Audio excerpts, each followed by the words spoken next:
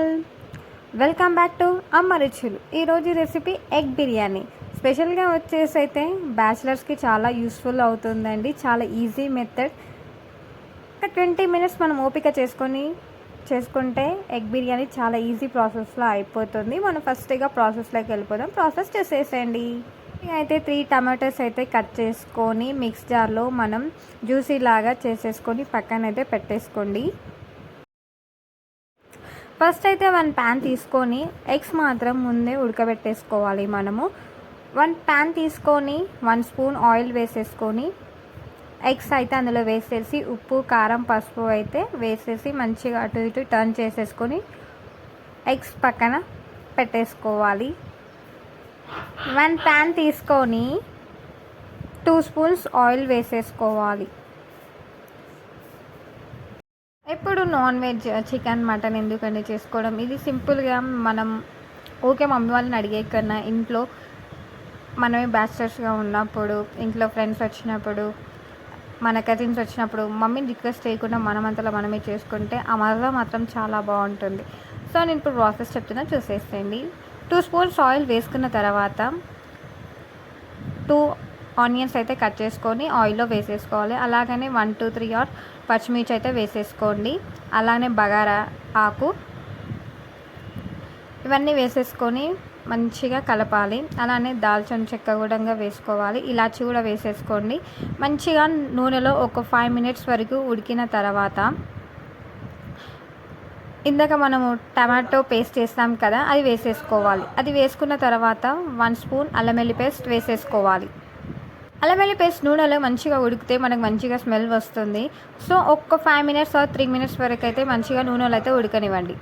బిర్యానీలో మాత్రం పక్కాగా పుదీనా అయితే ఉండాలండి. పుదీనా వేస్తే స్మెల్ మాత్రం చాలా మంచిగా వస్తుంది. పుదీనా వేసిన తర్వాత కొత్తిమీర కూడా వేసేసుకోండి. మీ ఆప్షన్, కరివేపాకు కూడా వేసుకోవాలనుకుంటే వేసుకోవచ్చు. ఇలా మంచిగా నూనెలో వేగిన తర్వాత 1 స్పూన్ పసుపు అయితే వేసుకోవాలి. 1 స్పూన్ పసుపు వేసిన తర్వాత మంచిగా ఒక 2 మినిట్స్ వరకు కలిపేసేయండి. అలానే వెంటనే 1 స్పూన్ సాల్ట్ వేసేసేయండి. సాల్ట్ వేస్తే జల్దీ అవుతుంది కర్రీ, ఉల్లిగడ్డ అనేది జల్దీగా ఉడుకుతుంది. సో సాల్ట్ వేసిన తర్వాత వెంటనే కారం కూడా వేసేసుకోండి.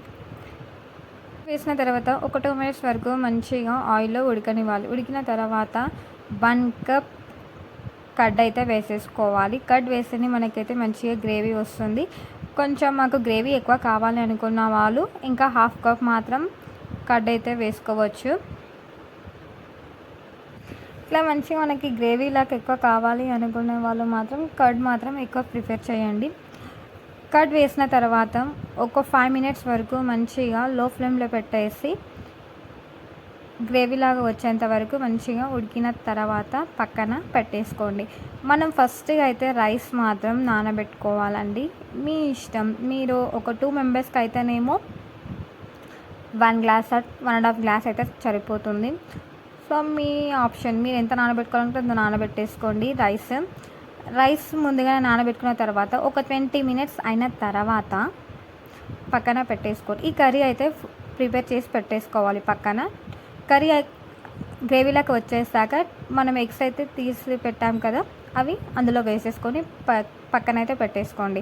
1 బౌల్లో సరిపోని వాటర్ అయితే వేసేసుకోవాలి. అలానే బిర్యానీ ఆకు, ఇలాచి, లవంగం, సాజీరా ఇవన్నీ వేసుకోవాలండి. ఇవన్నీ వేసుకున్న తర్వాత 1 2 3 ఆర్ పచ్చిమిర్చి వేసుకోవాలి. పుదీనా, కొత్తిమీర కూడా వేసేసుకోండి. కొత్తిమీర వేసుకుంటే స్మెల్ చాలా బాగా వస్తుంది. స్మెల్ మంచిగా వస్తుంది.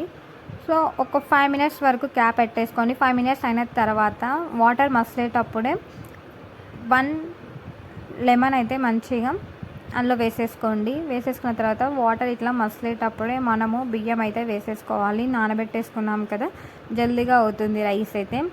ఇవన్నీ రైస్ అంతా ఇందులో వేసేసుకున్న తర్వాత ఒక 70% అయితే రైస్ అయితే మనం ఉడకనివ్వాలి. ఒక 70% ఉడికిన తర్వాత రైస్ని అయితే తీసేసేయాలి.